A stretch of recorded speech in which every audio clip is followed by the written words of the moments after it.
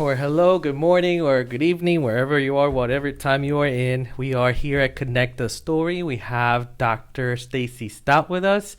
I'm not going to introduce her. She's going to introduce herself. She has so many things to share with us today, and we just can't wait to hear more of her story.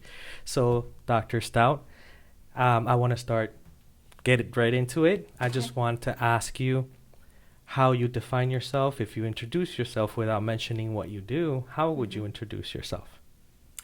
Oh, goodness. I know.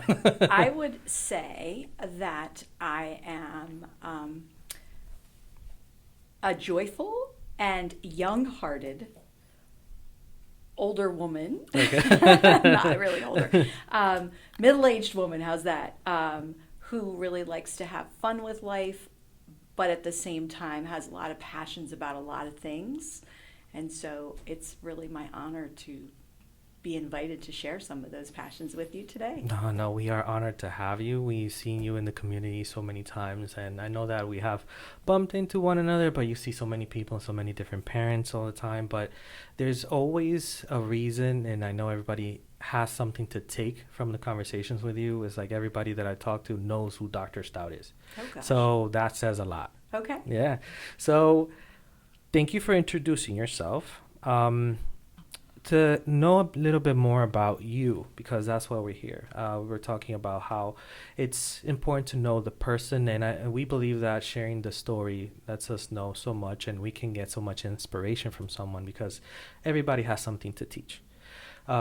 So, and like we were having a conversation the other day that I gave my mom a book. It's like, hey, tell me your story. I need the name of that book, by the way. It's an amazing idea, Okay. and she's still working on it. You'll So have to- I know you'll it's have going to to be let good. me know. Oh, absolutely. Okay. I'll give you the link. Excellent. So it basically gets the person thinking of who they really are, gives them time to really reflect on it, and just share those deep thoughts that you don't usually share with people. And I really think that once you know a person and you can make that connection, and especially if it's your loved one, then obviously that bond is going to be way stronger, no? Mm-hmm. So to get things out of the way, what is it that you do? Well, for a career. For a career, yes. Because I do do lots Well, of things. My career currently is I am the assistant superintendent of a public school system that's close by here. Okay.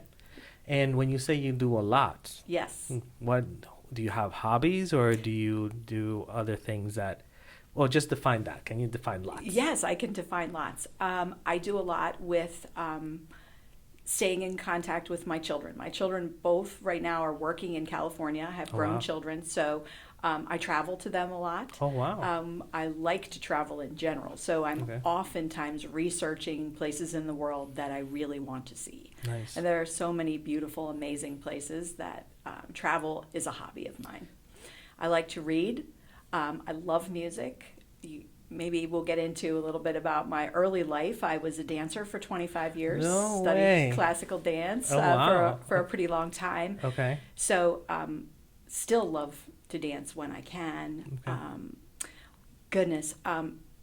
Like I said, I read a lot. I do a good bit to care for my home. You know, my husband and I are researching a new dog that we might bring into the home. We've had 2 dogs, actually 3, because we inherited his mom's dog before her passing. Okay. So you know, I keep myself extremely busy. Lots that I do now, and even more that I want to do when I have some time in retirement, including gardening.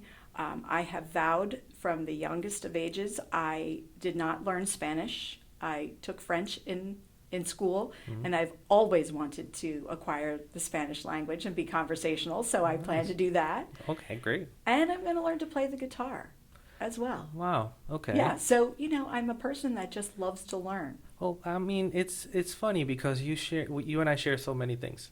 It's like, I am a dog lover. I like music. I tried to play the guitar once. I was trying to learn because my dad does. Yeah. But then I just blamed it on my fingers. Like, I have this big gorilla hands. It's like a big palms and short fingers, and they were not helping. Okay. So I'll try to take it up again. But that's amazing. And, well, there's so much to unpack there. Yes. So, okay. So, let's start with your dogs. So Okay. what breeds are they? Well, they're both not with us any longer, Oh, but okay. We had a Pomeranian and Okay. we had a Pomeranian poodle. Oh, wow. Okay. So he was about 25 pounds, like a mid-size. Okay. Little, just scrappy little dog that was Yeah. really fun. And he needed a sister, so that's when Mm. we got the Pomeranian. So she was a little round puffball. Oh, wow. And they were with us the whole time my boys were growing up. Okay. And then another dog, Charlie, Mhm. who was adopted by my husband's mother, Mm. came into our house when she was not able to take care of him anymore. I hear you. And so I jokingly called him Elmer because he stuck to me like glue Okay. all the time. Yeah, he really had an affinity for women, so he Oh, didn't that's really nice. care for the boys or Okay. my husband. So Okay. it was all about just sticking with me. So Yeah, that's great. I Yeah. used to work with animals before, and it's incredible how an animal is so sentient. They're just basically they know, they have this Yes, instinct, and they right. get attached to people, and Mhm. that's a really good thing. If they're attached to you, that says a lot of good of you. yeah. But okay, so when you research, what do you think you're getting? Well, we've been looking at Australian Shepherds. Okay. Just because they're super interesting. Okay. I love- Energetic. Yeah, they are energetic, Yeah. but I love that because in the time of my retirement, I know that I'm not a very good just sit around type of person. Okay. So I think I will really look forward to an animal that matches my energy a little bit I hear you. and keeps me needing to move. Absolutely. So maybe a mini would be a little bit better, so they're not so Yeah. large. But we love Goldens. Yeah. We've looked at different types of doodles. So I don't think there's any one breed that's right for me. Okay. I think when I make a connection with the animal and the time is right, we're gonna know.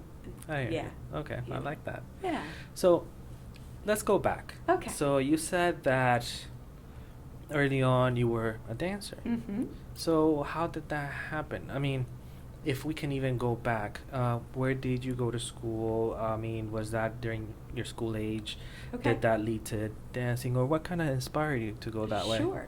So I had to ask my mother that question, actually. Mm. Like, how did this even begin? And apparently, even as a toddler, I had lots of energy. Okay. So I would bounce around, loved music, and my parents both always had music playing in the house, always. Oh, wow, okay. And so from about 3 years old, my mom looked for a way to have my energy be channeled. So she put me into dance class. Okay. And so I wasn't quite ready at 3. So I took lessons for maybe, a couple months. Mhm. And then by the time I was 5, she said, I think it's time to try again. Okay. So when I became school-aged, I started lessons locally here. Okay. My father then got transferred to a place in Connecticut because he had worked at Carpenter Technology Okay. here in Berks County, and they had a branch in Connecticut, in Bridgeport, Connecticut. Okay. So we moved to Bridgeport, Connecticut for about 3 years, and I met a dance teacher up there. Okay. My mom wanted me to keep going. That just made me love dance. Wow. So then when we moved back, my dad again came back after that 3-year time frame, and I just felt like dance was a way of life for me. So I danced for many, many years, took lessons 6 nights a week, Wow. private lessons as well as group lessons.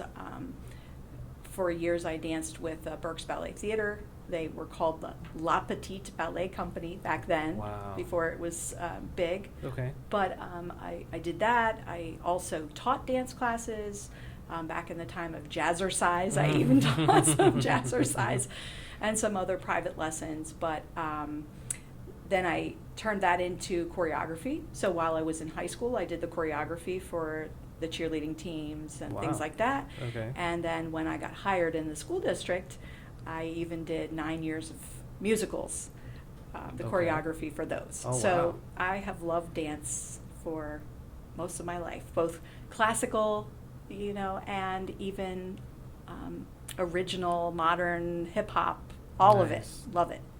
Okay, so you were born and raised in the area. I was. Mhm. So how old were you when you went to Connecticut?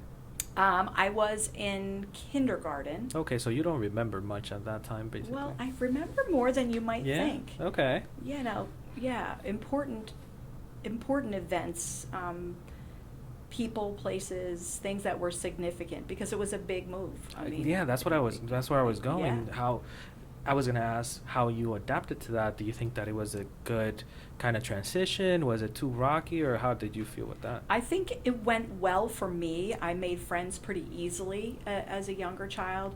It was difficult for my mom in particular because her family, everything was here, anchored Okay. here.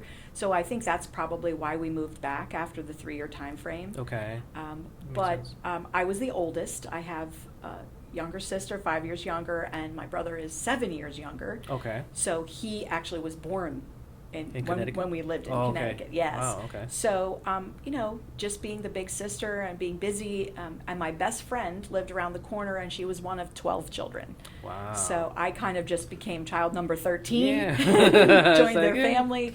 One more. What's one more? You Yeah. know? Well, and those were simpler times where, you know, you were out playing in the yard from Yeah. the time the sun came up till the sun came down, Absolutely. organizing little circuses in the neighborhood and things Mhm. like that. And if you ask my family, they'll say, you know, we knew you were a leader from minute one, which I didn't really think about or realize, but now I look back and I remember being the person organizing the circus and, you know, I hear ya. doing all those community little events with my friends.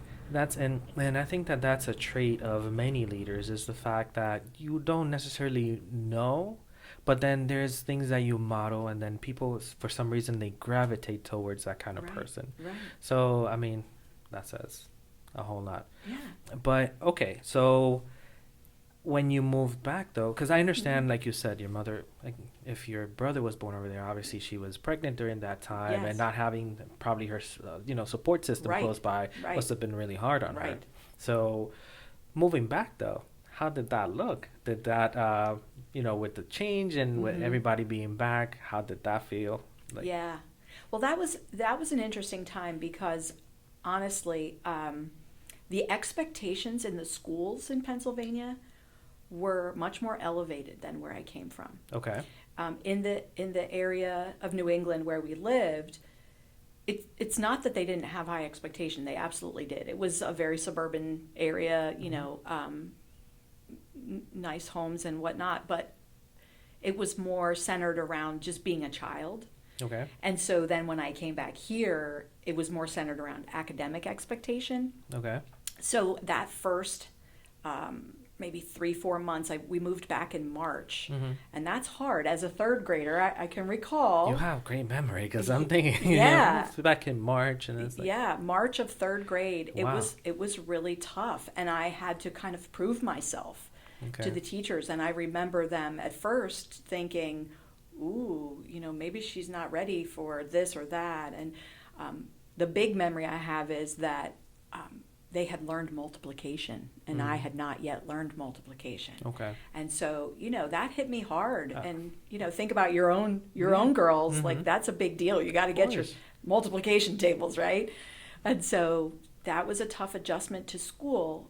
But once I had a friend group again, and I knew I could show my teachers what I could do, and then I felt supported from that point forward. And it was one of those, like, I can do this. I hear you. Yeah. Was dance important at that time as well? Do It you feel was. like it was more of a grounding? It's like, okay, I still have this kind of It thing? absolutely was. It Okay. was one of those things that I didn't really, at the time, I realized I didn't think about it being my grounding space. Mhm. You know, the thing that I just love to do, that it just kind of came out of me. It never felt like, oh gosh, I have to go to lessons. I hear you. It was never that. So it was a passion. It absolutely was. I got it. Yeah. Okay. And so you were able to do it locally, and then Mm-hmm. you went on to even do it when you were went into education. Yes. Mhm. So tell me a little bit about that. What made you go that route into education? Wow, that's also very interesting. Most people will say that it was, you know, an educator that was stellar, that was, I'm not certain that I can say that, but I can tell you that there was one educator that made a huge impact on me. And at the same time, my dance teachers, non-traditional styles of teaching. Like I Okay. always kind of felt myself teaching people to do things. And even when I, you know, did things or undertook kind of projects, I wanted to tell people about, hey, did you know? And I Gosh. felt Okay. I felt that urgency of teaching. Okay. My whole life, I think. So I remember taking in college, no, it wasn't even in college, it was my senior year of high school. I took a career survey or something like that that said, with the way you love to teach people and do things like this, you should either be a child psychologist Okay. or a teacher. And so I was shopping around for places. I knew I wanted to go to college because it was exciting, it was interesting, and I wanted to move on to campus somewhere and do that. And I ended up at Kutztown University, Okay. local university, and I went into the field of education. And honestly, there was no moment of this is definitive, I have to be a teacher. I think it just organically happened to me that I felt a calling, a pull toward this space, and I ended up loving it. Let me ask you this, because as you are speaking, I'm just listening and just thinking, and I made a note here about living with passion. I feel like that's what you do. You are actually intent on enjoying what you do, and whatever it is that you're doing it being great at it. It's like, and you have fun while doing it. Right. So that's impressive. Right. So do you feel that maybe that it's more of you saw not an opportunity, but maybe a need? It's like, okay, I feel like I can teach people in the sense of this is something that is lacking. Maybe I can show you, and here. Right. It's more like a leader. Leaders come with me. Right. So you're basically just showing the way that Right. you had to catch up, or maybe that you had to do other things, and it was easier for you because you had those leadership skills and that drive. And let me tell you, I would sit down and whatever you have to teach me, I would learn. Because I feel like you have this energy where it's like it's easy and it's coming from a good place Okay. because you're doing it with passion. Right. So I can see how that would grow, because Yeah. obviously we need people like that, not only in the society we live in, but in a community of growing minds. It's like you have to see that example, and you have to see that it's possible to do what you have to do and have fun while you do it, and Right. still to be great at what you're doing, whatever it is that you do. Right. So I can see why you are where you are. And I Yeah. thank you. Oh, well, Yeah. thank you so much. We appreciate you. Well, it's interesting that you say that. As you were talking about it, I'm not certain I ever really reflected completely on this before, but you talked about being alongside. And I believe that to be true, even in the formal leadership positions that I've held Yeah. recently, school principal, now as assistant superintendent. I've always felt like it's not enough to just have passion and tell people what to do. It's kind of walking alongside of them and saying, Absolutely. this work is important. It's what I believe in. It's kind of me, Exactly. a lot of who I am. And so I think I felt that about education early on, I hear that just learning was exciting. And then therefore, the more I could learn, I wanted other people to share in that learning with me. So that's kind of how that whole journey started. Yeah. Yeah, but it's true even today. Yeah. And I see that you put a lot of energy and a lot of passion in everything that you do. So it's like, it's I can see that drive, Yeah. And so in regarding that, let's talk about a little bit of that polling. Like, let's go into, do you have any success stories of people or students that you have seen come along that that I'm not going to say because of direct impact with you, because there's so much rippling around you, meaning you might have taught somebody something that actually indirectly help that person. Right. So do you have any success stories that you would think and you would say, wow, I'm proud of him or her, that person who just overcame so much? Oh goodness, I probably have A thousands. gajillion. I do. I really, seriously. And I never really believe that it's a single person that contributes to someone else's success or greatness. It's really, you can't be great without lots of people around you. And so, lots of people have surrounded me, and I've surrounded a lot of people, particularly children. Yeah. 20 years as a primary teacher, I had the absolute privilege of helping to raise children. I mean, maybe no one thinks about that, Yeah. but teachers, like it or don't, help to raise your children. Absolutely. And so I wanted to be the kind of educator that I wanted my children to be raised by. And so when I think about successful experiences with children, I'm thinking about children that I've worked with disabilities, children that had emotional needs, children that just maybe didn't have the confidence to understand their potential, or children that had such high expectations for themselves, either from outside of themselves, maybe from their families, or even internally, that they were almost crippled with that sense of expectation. Yeah. And if I had any part of helping them just to learn how to be a human and be okay and accept and be proud of being your best self, Yeah. then I think that is a success story. Absolutely. Whatever you are, whoever you are, I'm not in it for you to change and be what I want you to be. Yeah. You have to be the best version of you. Absolutely. Yeah. Absolutely. Do you think that that would be your biggest achievement then? I'm not going to say the single one more thing. It's more of a group of people that Yes. you have Yes. supported in that way. Yes. If there's any legacy that I hope that exists around me, it's that, wow, she was just a person who helped me love life and love what I'm doing and who I am. That's Wow. it. That sounds kind of vague and simplistic, but It does not. It's the That kind of is- thing it- that gives you goosebumps. Because Aw. it's like, it's very significant. It's like, oh, it makes so much sense, and I feel like it's so deep. And yeah, absolutely, it makes sense. yeah. Well, and sometimes people will ask me about leadership because I have then grown into loving leadership and talking to people about leadership. And it's funny that I use the word love, because just this February, with the district team of instructional leaders, I used the word love, and I said, listen, our school vision has the word love in there, a place where students love to learn. Yeah. Staff love to work, people love to live, but nobody wants to talk about love. No. Right? They That's get true. all crazy about love and ooh, that's gushy, soft, Yeah. feel it. What does that even mean?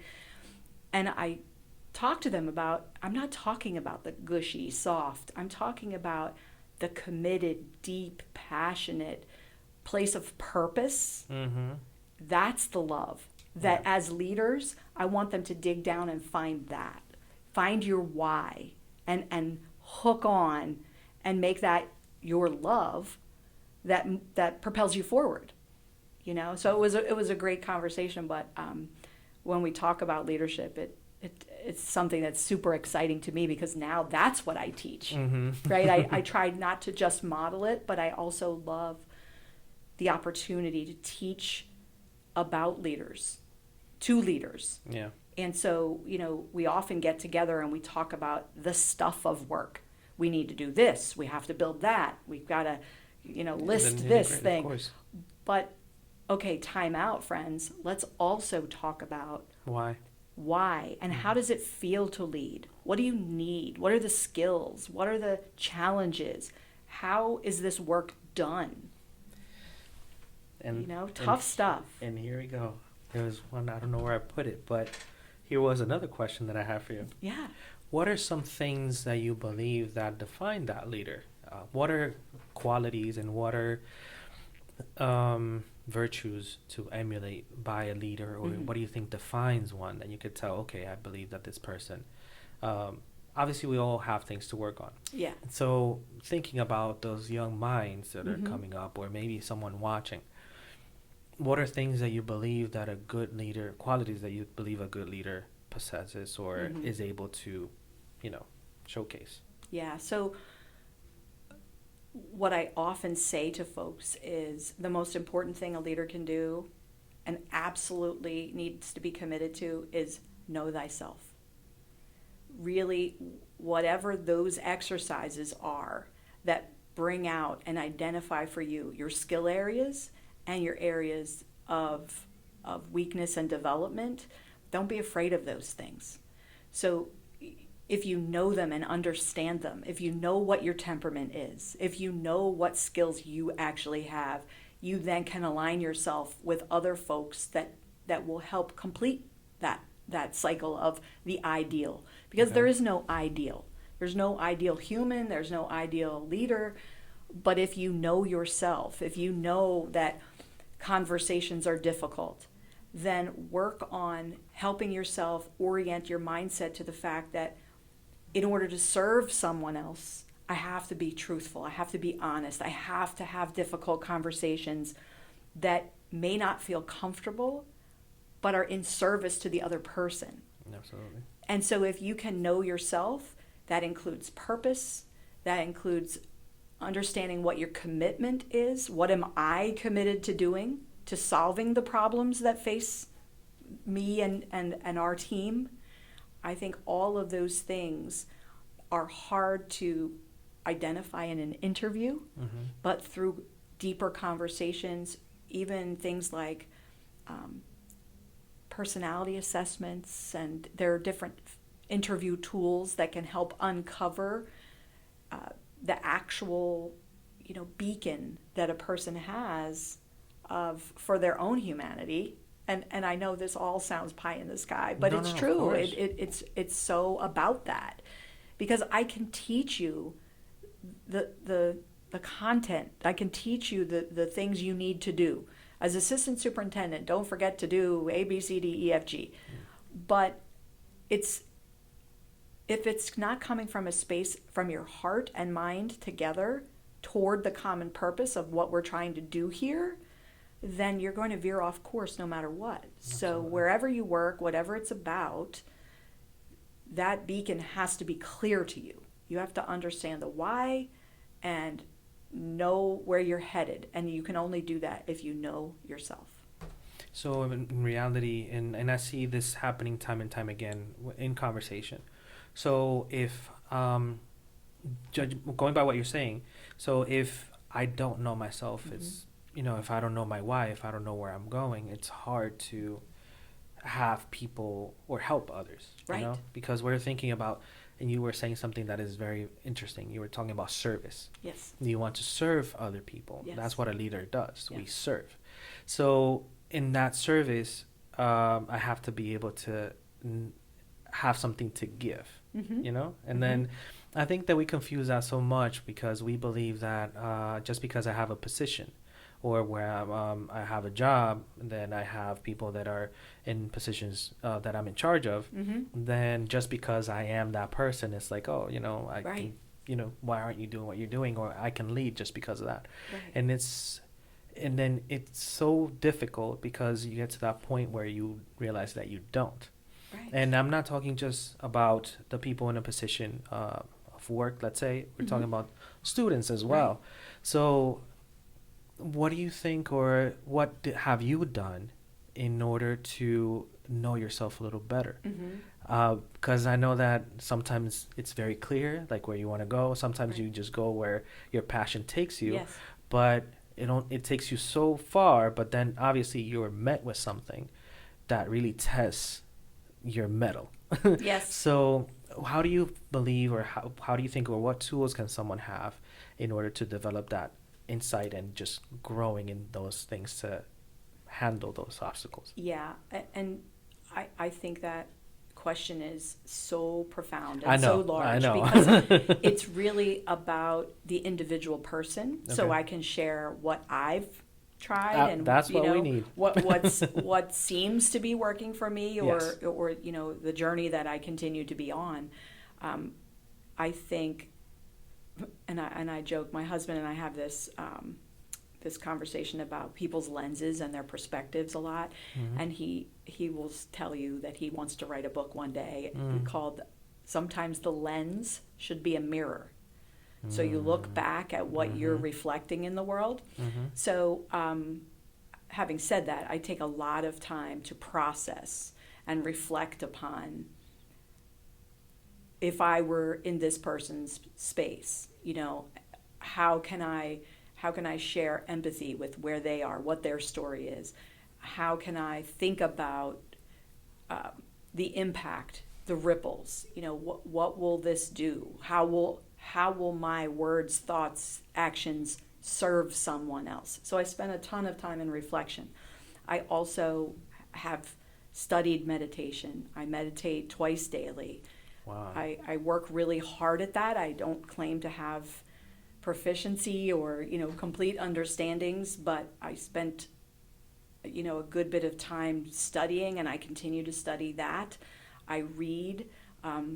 I have a second master's degree in metaphysics just because, as I said, I love learning, and I've pursued a lot of avenues that are spiritual in nature, everything from studying world religions to studying alternative medicines to studying energy therapies. I mean, it's just fascinating to me what makes us who we are.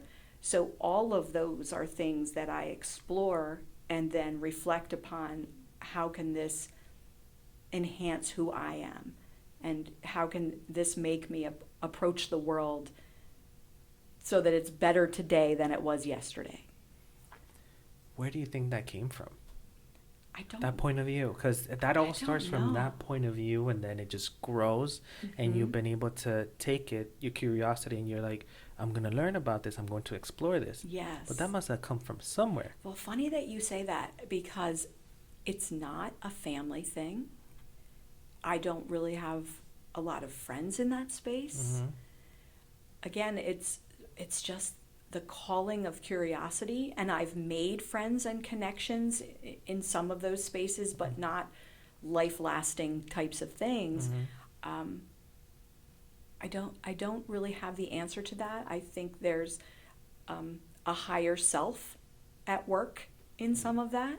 I hear you. That is leading me in the directions that are best for me, and I'm kind of open to receiving that guidance. So I like that. So I look to that. So I like so much of what you're saying. So I'm trying to organize it here. Okay. So you are basically describing a leader, and the things that I hear you describe are: a leader is flexible and open. Yes. A leader loves to learn. Yes. It's about service. Yes. It's about empathy. Right. And it's about being able to ask for help. You were much more concise than I was. That was very good. It's easy. I got the cheat sheet. I'm just taking down notes, yes, and this is all you. Okay. So, I mean, basically, do you think, and this is for the people again that might be feeling a little lost in the sense of I don't know why, I don't know where I'm going, I don't know what to do. Do you feel that these are things that you can build, or are you born with these things? I definitely believe that you can build them if you are willing to. So forgive my philosophical last few minutes, and probably going to be the next few minutes, but please. You know, life is full of distraction. But if you can set aside the distraction for the point of, as you said earlier, how do you get to know yourself? For really taking the time to know who you are, and ask the question, what is my purpose? You know, and what do I really want in life? It's probably not like a Mercedes-Benz. It's probably something a little bit more than that. Yeah. If you really take time to stop and think and listen to know whether you are, you know, a postal worker or a stay-at-home dad or, you know, the CEO of a company, it doesn't really matter. the status, the external pieces are what they are, but we're all humans. Like that's something that we share. And I remember hearing someone say one particular time that all souls are the same size. And I just loved that. And I thought if we could just recognize that. And so the distractions of listen to me because I'm your boss, or this is happening in the world, or this reality TV show, or this, that, and the other, they're all just distractions from the space of what is real. And what is real is who you are on the inside and your purpose, your calling, and that can come out in so many ways that I think you can learn if you are willing to explore what that's about and take the time to know. So in reality, it all stems from being flexible, being open, and just being in a space of receiving. It's like more like self-awareness. This is what I am. And how do you feel about someone, maybe, would you believe that follow your passion is a good piece of advice? Yes, and you have to do it with thought and care. I mean, follow my passion. Okay, if I love surfing, quitting my job and just showing up at the beach and surfing every day probably isn't going to work out the way that I want it to. True. So I think there needs to be somewhat of a plan behind that, and not that the plan can't evolve, but I don't think you can throw all caution to the wind and just say it's all about passion. But I tell you, if you have a passion, taking the time to explore that passion and really look at it deeply and think about what you can do that would bring satisfaction and bring joy to your space, I say yes. So it's a yes and for me. Where do you think your confidence comes from? Oh gosh. I know. Think of it's okay. I think I maybe portray confidence only because I'm comfortable with myself. You're comfortable with the discomfort. No? Yeah. Okay. Yeah. Okay. And I don't like confrontation or any of that any more than anybody else, mind you. Yeah. I don't. I don't like people to be sad or upset or any of those things. But if it comes across as confidence, it's just because I feel like I'm anchored in the right reasons of if I'm telling you something that's hard for you to hear, it's because I really want you to know that this is important for you. Like, again, I come from a place of good intention. Right. I want to serve you, and that doesn't mean I'm going to say something in a hurtful way. I always tell my kids this because they say, Mom, you just can't tell someone this, and I'll say, well, sure you can. It's about how you say it. And you can say things with love and compassion that are hard to hear. Absolutely. You don't have to be mean and critical and, put people down. That's not what it's about. But if I know there's something that you really should know because it's standing in your way of your own greatness, and I don't tell you, that's not fair. I should say, hey, this is my thought. Not that you have to take it, but absolutely. But this is what I'm thinking. Maybe you could consider this. Yeah, and maybe it's a different point of view that I haven't even considered, and maybe you telling me is gonna be like, oh, okay, right. I like that. And so, if I told you something that you didn't like or you didn't want to hear, that's okay too, because then you're in a reflective space of, absolutely. Wow, I wonder about that. So if you can think about that, it's just like the leaders who've shaped me that are leaders I don't want to be like. I thank them. Absolutely. Because in spite of the fact that I don't want to be like them, they helped me learn what I don't want to be like. And so I think all of life experiences can do that. And it's about how do you frame that? And that's really hard. Because when something bad happens or something that's hurtful or unjust or whatever, the first thing we want to do is have this emotional response. And I'm the same. You know. Of course, we're human. Yeah. and nobody knows, people know I could never play poker because this face doesn't hide anything. But, it's okay to then process it and try to find a lesson in it.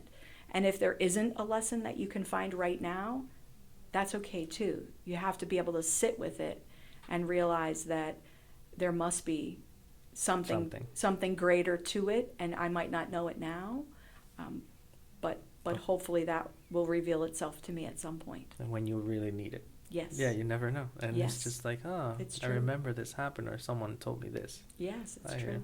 you. Yeah. I feel like that answer was basically, one, you feel confident because you're authentic and you know where the place you're coming from, Mhm. meaning you know your intentions. And more than anything is because you have shaped your being and the communication based on the fact that you care. Mm. So you care for the other person. Yeah. So it's nice that there's that resource that around, the people around you, that they Right. can count on you to have that, and you genuinely care and you're being authentic and coming from a good place. So Wow. I feel like maybe you know that already about yourself, and you feel confident, and not confident in the sense that you can take anything on, Right. because obviously we still feel nervous. Right. But I feel like you are a person that has dealt with a lot of different challenges, and you Mhm. come to a point where it's not like you know that everything's going to be okay no matter Yes. the outcome. Yes, and I have to trust in that universal process that it will be okay. And interesting, you said about the word authentic. Again, I'm not really sure that I would have ever listed that as a personality trait Yeah. for myself. But I love that because it represents, at least in my mind, that I don't have to try to be something. It's just, this is me. It's you. Yeah. Yeah. Yeah. And you are Mhm. amazing. Oh. So gosh. it's the fact that we can count on you. It's a blessing, Oh, thanks so much. Thinking about that, Mhm. because I gotta go through the list. Okay, please. Please. So before or earlier, and I have to bring it up because we do language. That's what we do. Yes. It's just inherent in us. It's our passion. Yes. So you were saying that you learned French. Yes. And you've wanted to learn Spanish. Mhm. So how is that correlation, or did you get to use your French? Do you get to practice it? Or how about Spanish? Or why did you take both of them? Okay. Yeah, let's explore that a little bit. Yeah. So interestingly, I think there are probably two reasons that I went the direction of French. One, my aunt is just 6 years older than I am. Okay. And she was taking French in high school and teaching me all the words, and I was Okay. sucking them up and loving the fact that my aunt, who was mostly like my big sister, was teaching me these things. Oh, wow. Okay. But at the same time, the root of many words in ballet Mm-hmm. are French. True. So I was learning things that, again, tied together, super fascinating, that while I'm learning how to do this movement, I know what that word I know is. what it is. And so French just became a thing for me. And then you mentioned it earlier. I really have this illness where I don't really do things a little bit. Like, if I'm going to do them, I really kind of do them. I'm going to do it. Yes. And so I committed to years of French in high school and really enjoyed the small class size, because as you go on with the years, by the time I was a senior, there were very few people in my class. I think Okay. maybe 5 Okay. in my French 4 class. So I enjoyed that because it was, again, an opportunity to get personal and understand more about the teacher and the people in my class. But I also had the opportunity to go to France. Oh, So my wow. parents allowed me to take a school trip. And That so must have been incredible. it Tell me was about that. amazing. Okay. I still look at the photos. Yeah? I still have all the photos and look at them. Where'd you go? Oh gosh, a bunch of places in the French countryside. So we Yeah. went to Oh, so it was like the yes, countries. France. It's not like the yes. touristy part. It was more like the country itself. Yeah, so well, we were in Paris, and Okay. so we saw Arc de Triomphe and Yeah. you know all of the touristy yeah. kinds of things. But you know, we were of course in Versailles and you know all of that. But we went to the small town of Angers, Okay. and then traveled down to a number of other places to see castles that were just amazing. No way. And so when you tell people about a castle, you know, they have this image in their mind, but no, really, really, when you stand in a place, and I'm remembering in Chenonceau and Chambord, you know, these places that I just felt something. It just moved me in the space, and so I loved that. So I kept going with French all through high school.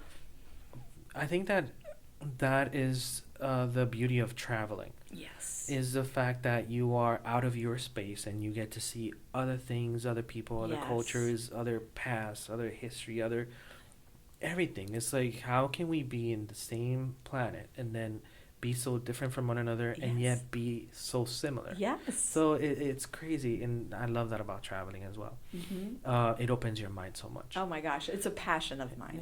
Yeah. And my grandmother, who is sort of like a second mother to me, because little brief story, my mom was a teenage mother. Okay. And so she had just turned 18 when I was born. Okay. Lots of life circumstances surrounding all of that. Difficult Of course. time in the 60s to be a single mom, you know. So my grandparents really were like second your parents. family. Yeah. They were my parents. And so my grandmother is from England. She's no longer with us, but she came over on the boat pretty much almost like the Titanic voyage, left Southampton in London. She was a war bride, you know, and I loved the stories that she and my grandfather told. Oh, wow. They ended up meeting and getting married while he was a soldier. Wow. And she was working at the cafeteria in the Royal Air Force. No way. And they met, and, you know, their whole story about coming to the United States. So I had such a fascination with Europe anyway, you know, and all the stories.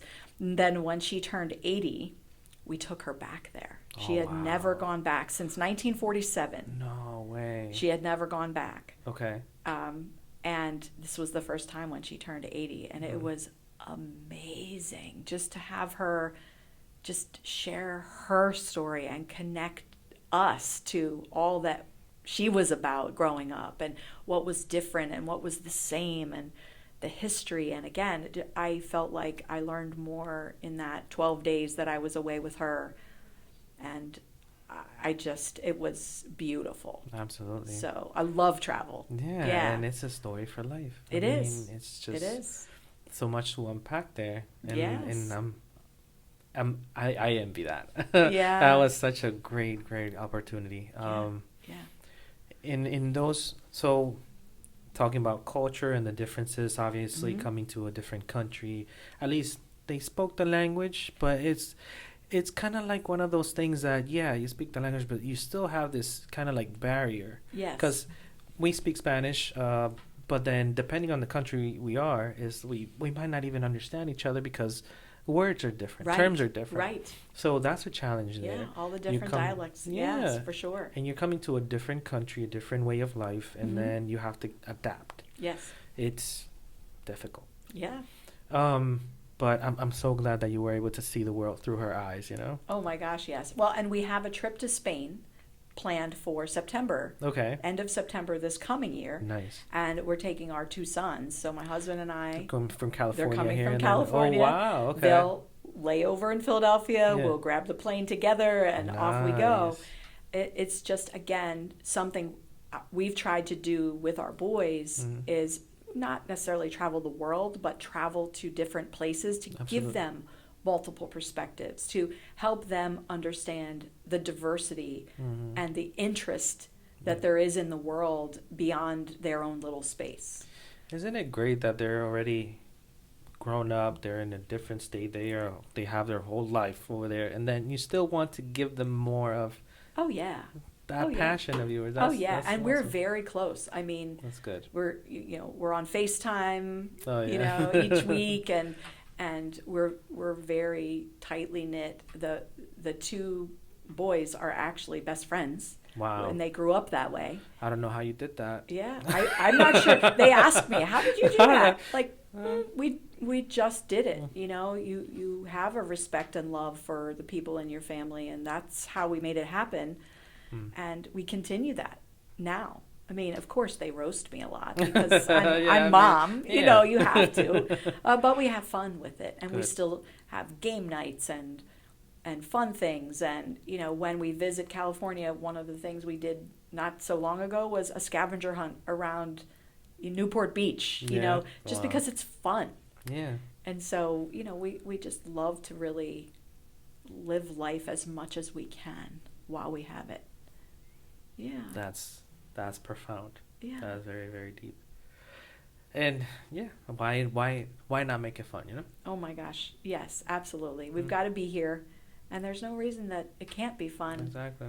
Fun and also productive Absolutely. and important and focused and serious, and you know, Yeah.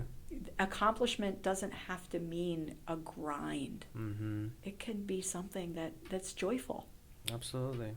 And it's the little things, you know? Oh yes. You just describe things that are like FaceTiming or board games, or Yes. you know, it's just Yes. that love and respect. I feel like that bond, it makes it fun, you know? It makes it Yeah. worthwhile. Yeah, and I try to, you know, help them understand, because you know, listen, when you live in California, they're not, you know, exactly wealthy. They're doing their best. Yeah, I hear ya. Because it's difficult with the cost of living there, Yeah. and they have good jobs and they work hard, but I try to help them understand that it's not about getting to a destination, right? You know, I'll be happy when. Mm-hmm. You can be happy right now, Absolutely. even in a place of what feels like lack. Mm-hmm. You don't. It's not lack. You know, you have your health. You have a family. You have a place to live. You have all these wondrous things that you can be grateful for, and coming from a space of gratitude, I think, helps manifest even better things to happen, rather than dwelling on what I don't have, negative. what I can't do, what I can't afford. All of those things, again, just become distractions. It's that lens. Yeah. Yeah. I hear Yeah. it. I get it. Yeah. Absolutely. Yeah. And okay, so, but how about Spanish? Because we heard the story Mhm. about the French. Mm-hmm. What's the story on Spanish? The story on Spanish is that I'm a little sad that I didn't pursue Spanish, Okay. only because it is so much a part of the world around us True. that I feel like, okay, don't judge me. No judgment here. Judgment free But zone. I have a little FOMO. Okay. You know, like, what am I missing? Like, I am so fascinated by the cultural elements, and I have neighbors and friends that are right here Mm-hmm. that have so much interest to share with me. And part of what feels like a little bit of a barrier between us sometimes is the language piece. Yeah. So hear I you. would love to be able to serve them in a way of like, hey, I'm trying to learn more about you. Mhm. I would love to do that and be Yeah. conversational. And my son, who actually is a chef, has had many experiences where he's worked alongside of people. And California, I'm telling you. Yeah, and even when he was on the East Coast and in Okay. college, he worked alongside of folks that spoke Spanish. Mhm. And so he took Spanish in high school, Okay. and it became something living for him. So Mhm. in his employment in college and then thereafter, he's now bilingual. I hear So you. I'm so jealous of that. Oh, good. That I'm like, Oh, that's you something know? else to share with him too. Yes, That's good. and so I know he will help us on this trip to Spain. Mm. There are lots of technology tools and things that my husband's like, we could do this and we could do that. Like, Yeah. but I really want to learn and be Absolutely. part of that. I can tell you, and this is the reason why I still have a job. They call us in to fix those technology mistakes. Yes. So it's like, because the technology, yes, it does help in, binds or like a really quick situation. Yeah. But sometimes it's like the context of it. It's like sometimes the machine is not going to catch the context. Right. So it's, Right.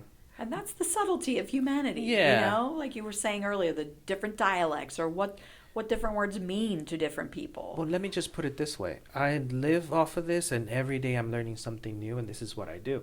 So think about you doing something else. Like you have your career, is you already focus on that, and there's so much that you still have to learn. I'm sure you're still learning. Mm-hmm. But then it's like if you try to, and then try to learn everything that we do, it's just too much. Yeah. I mean, you can be conversational, and you can Yes. have it in a point where you can just whatever, but going to a courtroom or going to a Oh, doctor, sure. it's Oh, like, yeah. maybe Right. not. No, absolutely So, not. But conversationally, I mean, colloquially, or when you're talking to someone, there's so much to learn from like what you're saying, like the culture. The fact is, like kind of like traveling, but staying here. Yes. So you hear from the person, just like your grandmother. It's like they have stories, and you can Yes. learn so much. And absolutely, there's so many people in Latin America, for example, that they learn the language and they never step foot in any English-speaking country Okay. ever. Why? Part of that is the fact that so much information is in English.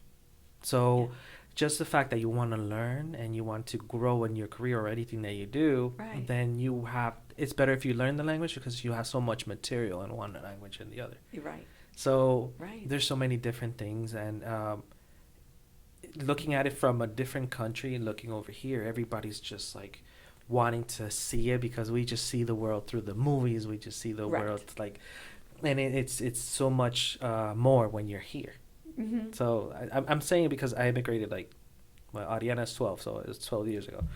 But there's so much to see still and so much to learn. Like I'm in love with the history of the area, for example.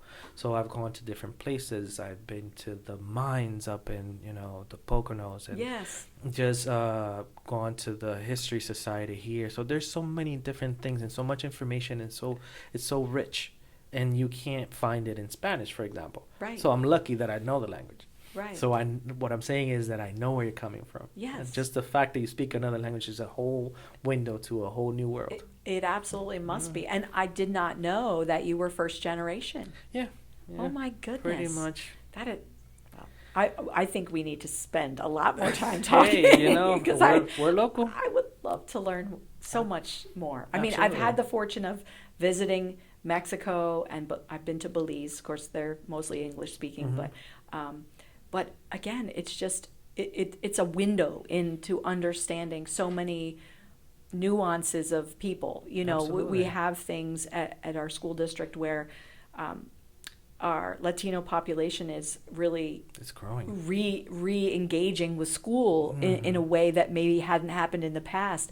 And I feel left behind sometimes because I there are meetings, different things that happen fully in Spanish that I would love to participate in and get to know more about. And Hey, in the meantime, we're here. I mean, that's what we do. Yeah, it's just, like you said, it's just one more little way to learn about the people around you. And You have no idea what you see when you come into somewhere like, for example, therapy.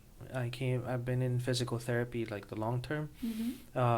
There's a building close by, and you could see the person's face light up when they can actually Yes. just communicate in their own language. Yes, I would imagine. It is so therapeutic for them. Right. And you hear things, and I have a really, really deep story with someone, but just the fact that I spoke the language, that made them open up. Right, And there was an yes. opportunity where I was not supposed to be there, but he just started talking, and the man was like severely depressed. He just hadn't said anything, and no one had any idea. So the fact that he was able to open up just because I spoke the language, that got him the help that he needed. Right. So I know that there's so many different situations like that. I'm thinking about people coming in from Haiti, Ukraine, and Sure. all these places that it's difficult to be understood, Yes. but the help is needed. Right. So language is unsurmountably important. Right. Yeah. Right. I love that. Yeah. But Yeah. that's what we do. That's why we're here. Oh my gosh. That's so fascinating. Yeah, I know. We see so much every day. We have a bunch of stories in so many different aspects and fields, and it's interesting. Yeah. Well, stories are always interesting. Exactly. Yes. So let me ask you one last question, Okay. if I may. Of course. If you could talk to your 20-year-old self, what would you tell her? You can think about it a little bit. You can just... The first thing that came to my mind was, Oh, no, girl, yeah. do not get another perm. Do not do it. Yeah, I lived through the 80s, and bad hair was definitely a thing. Yeah. I don't know that I would have any, cautionary tale. Mm-hmm. I would say just trust that you're going to be okay. You're going to go through some tough things.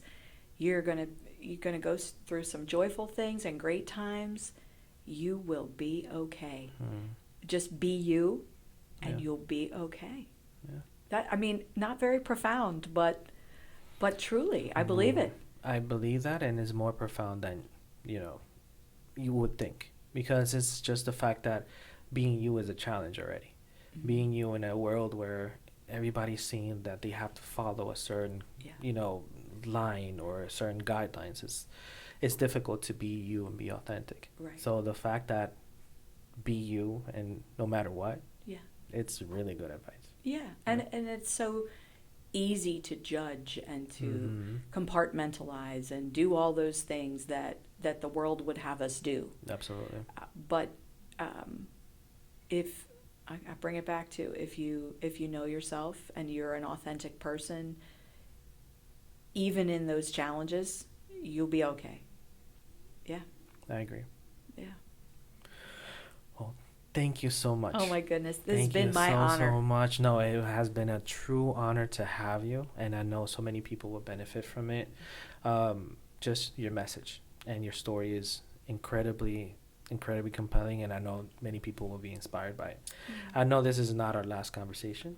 I hope not. Absolutely not. I would love to chat. Yeah, and then I know we'll be seeing you in the community. I know that you're retiring, but you won't be far. Nope. Unless you're traveling. I'm not going anywhere permanently, Okay, but I will be traveling as much as I possibly can. Good. Yeah. We're all here for it. Oh, thank you. Thank you so much. Thank you for spending some time with us today. Again, Konnect the Story. We'll be publishing the stories online in our channel, and hope you enjoyed it as much as I did. Thank you.